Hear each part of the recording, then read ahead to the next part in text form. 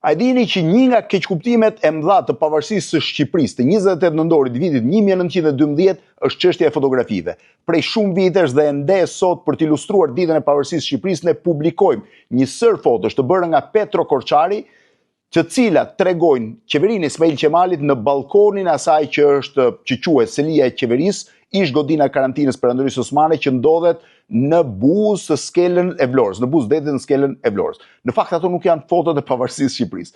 Ditën e pavarësisë së Shqipërisë nuk ka pasur fotograf, pavarësia e Shqipërisë nuk është shpallur në breg të detit pra në skelë, por në qendër të Vlorës, aty ku sot është një shtiz flamuri me 4 topa.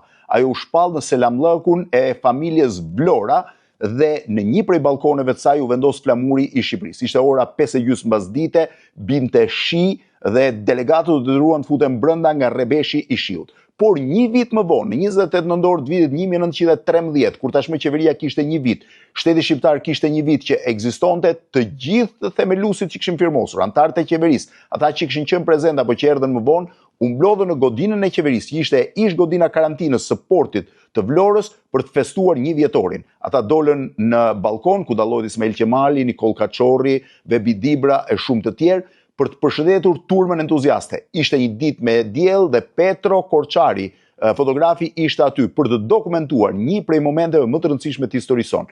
Por ato foto i takojnë 28 nëntorit vitit 1913, jo 28 nëntorit vitit 1912. Ky është një prej keqkuptimeve të mëdha, po që në fundit nuk prish asgjë sepse vetëm sa jep një kolorit historisë.